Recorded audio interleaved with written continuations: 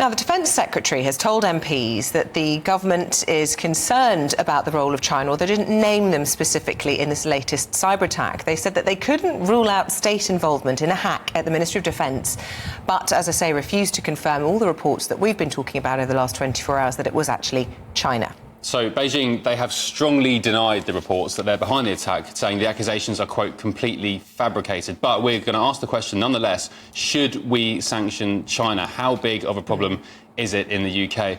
We're joined now by Defence and Foreign Affairs Editor at the Daily Telegraph, Coughlin, who believes we should sanction China, and the Assistant Editor at the Spectator, Cindy Wu, who believes we shouldn't. Good morning to you both. Let's go to you first, Con. I mean, this isn't the first time we've heard about China potentially meddling in British affairs. Of course, in 2022, Barry Gardiner, the Labour MP, Beijing Barry, as he was affectionately nicknamed, he was paid £600,000 by an alleged Chinese spy. So just how deep does the alleged rot go?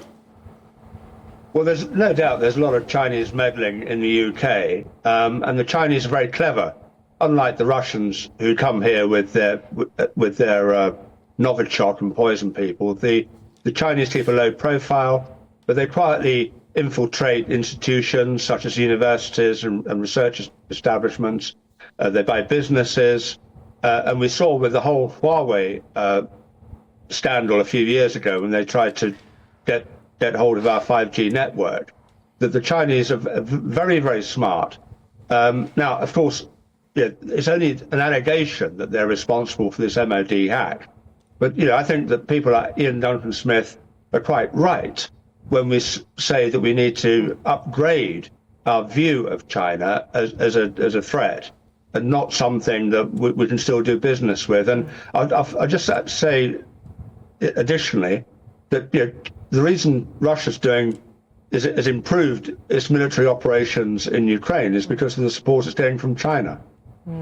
OK, well, Cindy, let's bring you into this debate then. If we were to sanction China appropriately for what we believe, although it's not as yet been confirmed, would that hurt us as much as we're being led to believe by the Prime Minister, who seems very dovish in his response to, I think there's been at least 2 confirmed cyber attacks this year. We've had these 2 espionage charges as well, charges brought. So, at the moment, I think it was Ian Duncan-Smith who said the sanctions we've been using so far have been like an elephant giving birth to a mouse. Do we need to go further?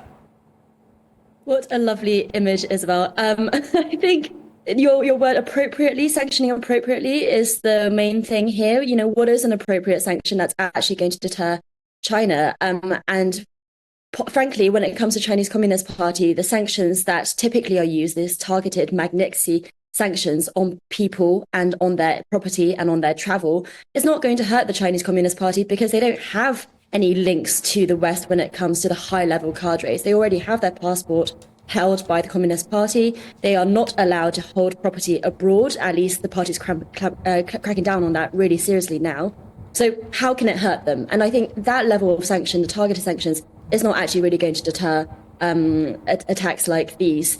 So the question is, what will help? And I think when it comes to cyber espionage, first of all, making sure that we don't have vulnerabilities ourselves, asking questions about why this external contractor was used, where the vulnerabilities lie, whether or not other data for other government departments are also at risk, and just really kind of upping that defense. Because, yes, it's a dangerous world out there. And I agree with Con that China, if it was incredibly friendly. I mean, if it was America, it might not spy on us. Well, gosh, actually, I find that extraordinary, Cindy, that you think rather than actually taking punitive action, we should just take defensive action.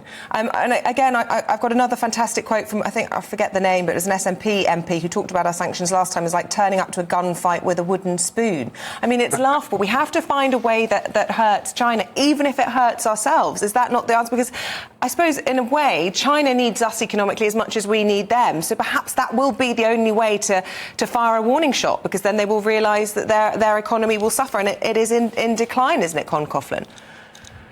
Well, it is. But I think Cindy does make a good point. I mean, we have to look at the threat we face from China and prepare to defend ourselves against it.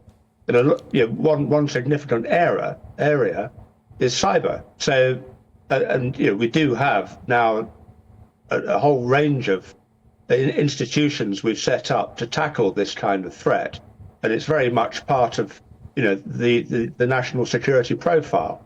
But having said that, I still think, just to sort of take it on the chin and not respond to Chinese acts of aggression, which is this is attack on our Ministry of Defence, and with this information in the wrong hands, they can do a lot of damage. So I think taking targeted sanctions would send a message to Beijing. I hear what Cindy says about the impact it might have, but at least let's make a gesture and demonstrate to the Chinese that we know what they're up to, and we do not see them as a friendly state, and we will treat them as such. The problem is, Cindy, we don't see them as a friendly state, but China, in their response to these allegations, and previously actually, they've always, I'd argue, patronised the UK by saying, why would we bother spying on the UK? You're so insignificant, we dwarf you in all aspects.